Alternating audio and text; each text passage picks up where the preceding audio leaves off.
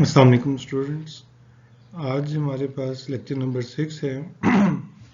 इसमें हम ये देखेंगे कि अगर हमने पैरेलल लाइंस ड्रॉ करनी है तो कैसे ड्रॉ कर सकते हैं और किस तरह के ऑब्स्टेकल्स हमें फेस की जा सकती हैं फील्ड में while our surveying practices. Many times हमें ऐसा होता है कि फील्ड में कुछ पैरेलल लाइंस को रन अप करने की ज़रूरत पड़ती है कि हमने एक लाइन ड्रॉ कर ली है, उसके पहले हमें एक और लाइन ड्रॉ करनी है ताकि कोई बाउंड्री या कोई भी इस तरह की एक्टिविटी हम कर सकें। तो इस कंडीशन में कुछ प्रॉब्लम हमारे सामने आ सकते हैं और कुछ टेक्निक्स हम यूज़ कर सकते हैं। पहला केस तो ये है जब पॉइंट्स हमारे पास एक्सेसिबल हो, मतलब जिन पॉइंट्स पे हमने लाइन ड्रॉ करनी है पैरेलल, वो हम उन तक पहुंच सकें। तो इस केस में आप देखें, फर्ज करें हमारे पास एक कोई सर्वे लाइन है ए बी और यहाँ पे कोई एक पॉइंट है सी। हम चाहते हैं कि इस सी में ए बी के पैरेलल एक लाइन हम गुजार सकें। तो इसका एक मेथड क्या है कि हम सी से लाइन ए बी पे परपेंडिकुलर ड्रॉ करेंगे या ऑफसेट ड्रॉ करेंगे। और मेरा ख्याल है कि अब आप लोग ऑफसेट ड्रॉ करने को अंडरस्टैंड कर चुके हैं। लेट्स से वो पॉइंट ई है हमारे पास। अब आप सी ई की लेंथ मेजर कर लेंगे। कोई और पॉइंट ए बी लाइन पे एफ किसी भी जगह पे आप लेंगे, वहाँ पे परपेंडिकुलर ड्रॉ करेंगे और उसकी जो लेंथ है वो एग्जैक्टली सी ई जितनी होनी चाहिए। लेट्स से वो जिस पॉइंट जहाँ पे ऑफसेट खत्म होता है वो पॉइंट आपके पास है डी। अब सी और डी पॉइंट्स, इनको पे आप अगर कोई लाइन ड्रॉ करेंगे तो ये लाइनें दोनों पैरेलल होंगी। अच्छा, दूसरा केस, इसी ऑप्शन हमारे पास क्या है कि हमारे पास वही लाइन है ए बी, सी पॉइंट है जहाँ से हमने लाइन ड्रॉ करनी है। हम क्या करते हैं कि ए बी पे कोई पॉइंट ई ले लेते हैं, ऐसे आर्बिट्रेरी कहीं पे भी।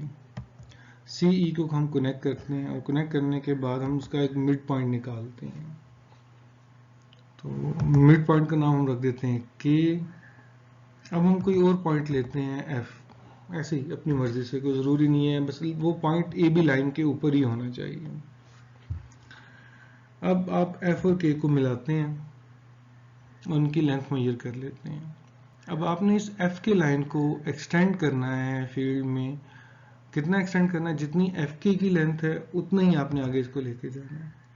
तो यहाँ पे आपके एक और पॉइंट आएगा, जैसे हम डी कहेंगे, और ये जो डी पॉइंट है, ये सी और डी, इन पे जो लाइन गुजरेगी वो पैरेलल होगी। इंपॉर्टेंट बात यह है कि अभी जब हमारे पास एक ऑलरेडी बड़ा सिंपल सा पहला ऑप्शन था तो हमें इस ऑप्शन पे जाने की क्या ज़रूरत पड़ी। बात ये आती है कि सम टाइम आप पहला ऑप्शन अडॉप्ट नहीं कर पाते फील्ड में, कोई ऐसी कंस्ट्रेंट्स हैं, कोई झाड़ियाँ हैं छोटी मोटी, कि आप वो पॉइंट दरमियान में एक्सेस नहीं कर पा रहे सी पॉइंट से, या कोई और मेजरमेंट का इशू आया तो तब हम इस तरह की अल्टरनेटिव अप्रोच को यूज़ करते हैं। अब हम आते हैं अपने दूसरे केस के ऊपर, जहाँ पे हम ये कहते हैं कि जो हमारे पॉइंट्स हैं वो इनएक्सेसिबल हैं, जहाँ तक हम डायरेक्टली पहुँच नहीं सकते। इस कंडीशन में हम क्या करेंगे? लेट्स से हमारे पास कोई लाइन है ए बी, जिसको हमने बेस लाइन है, सर्वे लाइन है हमारी। ये दरमियान में कोई हर्डल सी है, कोई डिच हो सकती है, कोई इस तरह की हाईवे हो सकती है, या कोई बीच में पहाड़ी सी है, जिसकी वजह से आप यहाँ पे मेजरमेंट डायरेक्टली परफॉर्म नहीं कर सकते। इस कंडीशन में आप क्या करते हैं कि ये आपके पास वो पॉइंट है सी, जहाँ से आप चाहते हैं कि ए और बी के दरमियान के पैरेलल लाइन गुजारी जाए। अब आप देख लेंगे दरमियान में जो हर्डल है, ना आप ए से सी तक कोई मेजरमेंट डायरेक्ट ले सकते हैं, ना बी से सी तक ले सकते हैं। आप क्या करते हैं? आप एक लाइन रेंज आउट करते हैं। लाइन रेंज आउट को मैंने पहले भी बताया था कि उसके लिए चूंकि हमने डिस्टेंस तो मेजर नहीं करना, जस्ट हमने पोल्स डायरेक्ट करने हैं, ताकि वो ए और सी के दरमियान लेट से 2 पोल लगा देंगे और वो जो पोल्स हैं वो हमें बताएंगे स्ट्रेट लाइन में है कि नहीं है। अब हम इसी लाइन को थोड़ा सा एक्सटेंड कर लेते हैं सी से आगे, ऐसे ही अपनी मर्जी से जितना हमारा दिल करे। तो एसी लाइन को एक्सटेंड किया अप टू पॉइंट ई, फिर हम एक और पॉइंट ले लेते हैं एफ। अब हमारी मर्जी है कि हम कहाँ पे जो हमें सूटेबल लगता है वहाँ पे करते हैं। अब एफ से हम ए के दरमियान एक लाइन रेंज आउट कर लेते हैं। अगेन मैं लफ्ज़ यहाँ पे यूज़ कर रहा हूँ रेंज आउट करने का। हमने डिस्टेंस वगैरह मेजर कुछ भी नहीं करना, टेपिंग शेपिंग कुछ भी नहीं करना। चलिए अब हम नेक्स्ट क्या करते हैं, ये हम ई और एफ के दरमियान भी एक लाइन ड्रॉ कर लेते हैं। चलिए ये लाइन हमारी रेंज आउट हो गई। अब हमने सी पे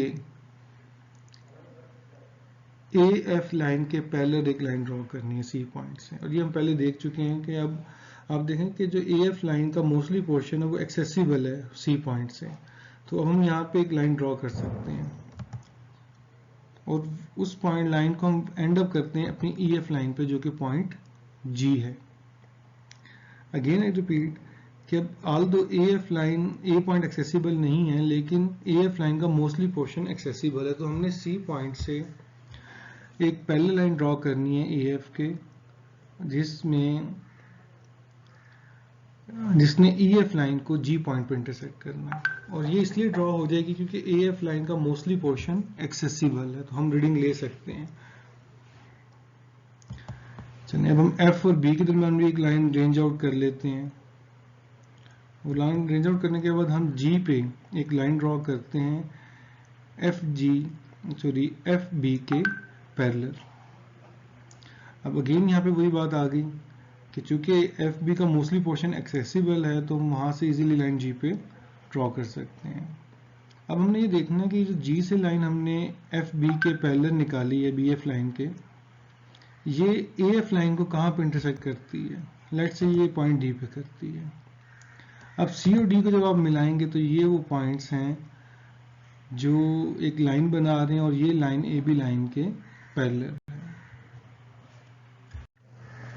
अब तक हम पैरेलल लाइन को ड्रॉ करना सीख चुके हैं, अगर वो परपेंडिकुलर लाइंस को ड्रॉ करना सीख चुके हैं, और अगर एक्सेसिबल हैं या नहीं है, दोनों केसेस को हमने डिस्कस कर लिया है। अब एक टर्म यूज होती है चेनिंग। चेनिंग का मतलब ये होता है डिस्टेंस को मेजर करना। अब ये टर्म मैं पहले भी एक लेक्चर में रिपीट कर चुका हूँ कि चेनिंग एक पुरानी टर्मिनोलॉजी है जब चेन्स को यूज किया जाता था डिस्टेंस मेजरमेंट्स के लिए, लेकिन अब हम टेप से भी मेजर कर सकते हैं किसी, लेकिन जो भी हमारी अप्रोच है उसमें जो डिस्टेंस मेजरमेंट हमारे पास है वो अगर हम कर रहे हैं तो उसे हम चेनिंग कट करेंगे। इसका पहला केस है जब आपके पास चेनिंग फ्री हो विजन ऑब्स्ट्रक्टेड। इसका मतलब क्या है कि रास्ता क्लियर है, आप चेन डिस्टेंस मेजर कर सकते हैं, लेकिन वो जो स्टार्टिंग और एंडिंग पॉइंट है वो आपको नजर नहीं आ रहे। क्यों नजर नहीं आ रहे? वो पॉइंट में एलिवेशन डिफरेंस हो सकता है बहुत ज्यादा हो कि आप उनको देख ना सकें, या उनके दरमियान में कोई हिल टाइप स्ट्रक्चर आ गया है, कोई फेंस इस तरह की बड़ी सी आ गई है, मतलब फेंस तो नहीं खैर होगी, लेकिन कोई हिल टाइप स्ट्रक्चर ऐसा आ गया है कि आप दोनों पॉइंट्स को देख नहीं पा रहे। लेकिन अगर आप उन दोनों पॉइंट के दरमियान चलते हुए जाएं तो आप जा सकते हैं, आप चेनिंग कर सकते हैं, लेकिन आपको कैसे पता चलेगा कि वो जो चेनिंग है वो एक ही लाइन में हो रही है? क्योंकि हमने डिस्टेंस मेजर करते वक्त अगर हमने दो पॉइंट्स के दरमियान डिस्टेंस मेजर करना है तो हमें श्योर होना चाहिए कि वो अलोंग द लेंथ हम मेजर कर रहे हैं। तो इस केस में अगर ये ऑप्शन हो कि दरमियानी किसी पॉइंट से दोनों पॉइंट विजिबल हो, तब क्या करेंगे हम? ये एक रेसिप्रोकल चेनिंग का, रेसिप्रोकिंग रेंजिंग का एक कॉन्सेप्ट है, तो उसमें हम इसको डिस्कस करेंगे और ये प्रैक्टिकल में हम आपको ना डिस्कस करवाएंगे ये मेथड। आगे देखते हैं अगली मेथड्स क्या हैं, उन पे हम डिस्कशन करेंगे। अच्छा, अब ये केस आता है कि अगर हमारे दोनों एंड विजिबल नहीं है इंटरमीडिएट पॉइंट से, किसी भी इंटरमीडिएट पॉइंट से, मतलब वैसे तो वो नज़र नहीं आ रहे लेकिन दरमियान में भी किसी पॉइंट पे जाके वो दोनों नज़र नहीं आते, इस तरह की कंडीशंस बन जाती हैं, तब हम क्या करेंगे? लेट्स से ये हमारे पास ए बी दो पॉइंट हैं और ये जो देख रहे हैं तो हमें लगता है कि ये बिल्कुल स्ट्रेट लाइन है, इनका हमें डिस्टेंस मेजर करना है, लेकिन फील्ड में कंडीशन ये है कि हम ए और बी को देख नहीं पा रहे कहीं से भी इकट्ठे। हम क्या करते हैं, ए से हम टुवर्ड बी एक लाइन ड्रॉ करते हैं। ये किस एंगल पे होगी कोई जरूरत, बस आपने एक लाइन ड्रॉ करनी है और आपको ये पता होगा जिस तरफ बी है उस साइड पे आपने वो लाइन ड्रॉ करनी है। लेट्स से वो इस लाइन को हम ए बी 2 का नाम दे देते हैं। अब होगा ये कि ये लाइन कहीं ना कहीं बी पॉइंट से विजिबल होनी चाहिए, ये हमारी एक कंडीशन है। हम क्या करेंगे, बी से उस लाइन पर एक परपेंडिकुलर ड्रॉ कर लेंगे, इट इज कॉल्ड B1। अब आप ऑब्जर्व करेंगे कि A B1B एक राइट एंगल ट्राइंगल बन गई है। अब यहाँ पे ये भी है कि हम AB1 डिस्टेंस मेजर कर सकें। जब हमने लाइन ड्रॉ करनी है तो हमें इस बात का ख्याल रखना है कि अलोंग द लाइन हम डिस्टेंस मेजर कर सकें। तो सो AB1 पे हमने डिस्टेंस मेजर कर सकते हैं। जब B और B1 के दरमियान आप ऑफसेट ड्रॉ कर रहे हैं तो ऑब्वियसली ये डिस्टेंस भी आप मेजर कर सकते हैं। तो पाइथागोरियन थ्योरम के मुताबिक आप AB को इस फार्मूले के तहत फाइंड आउट कर सकते हैं, सिंपल एज ज्योमेट्री।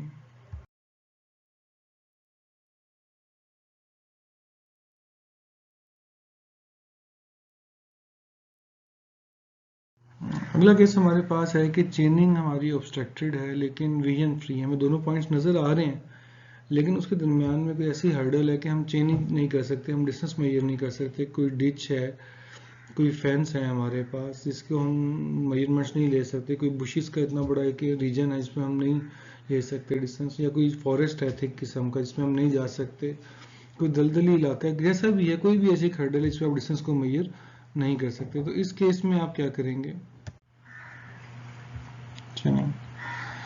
अब हम देखते हैं कि इस तरह के केसेस को हम कैसे डील कर सकते हैं।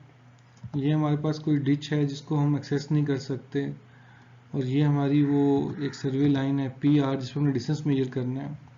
अब हम किसी दो पॉइंट्स के ऊपर डिस्टेंस देखते हैं कि A और B पॉइंट ले लेते हैं इस लाइन के ऊपर, और ये पॉइंट ऐसे लेने कि PA डिस्टेंस और B से R तक का डिस्टेंस ये आप मेजर कर सकें। ए के ऊपर हम कोई ऑफसेट ड्रॉ कर लेते हैं depending upon the field condition, कितना हमें लंबा ऑफसेट ड्रॉ करना है। तो ऑफसेट ड्रॉ करके हम देखते हैं कोई C पॉइंट आ जाता है, उसी लेंथ का हम ऑफसेट B पॉइंट पर ड्रॉ करते हैं, D पॉइंट हमारे पास आ जाएगा।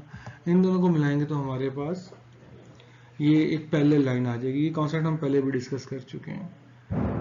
अब जो हमारे पास है AB ये बराबर होगा CD से। इस तरह हम PA plus CD plus BR ये डिस्टेंस मेजर करके हम P और R के दरमियान का डिस्टेंस मेजर कर सकेंगे, जो कि हमारा मेन ऑब्जेक्टिव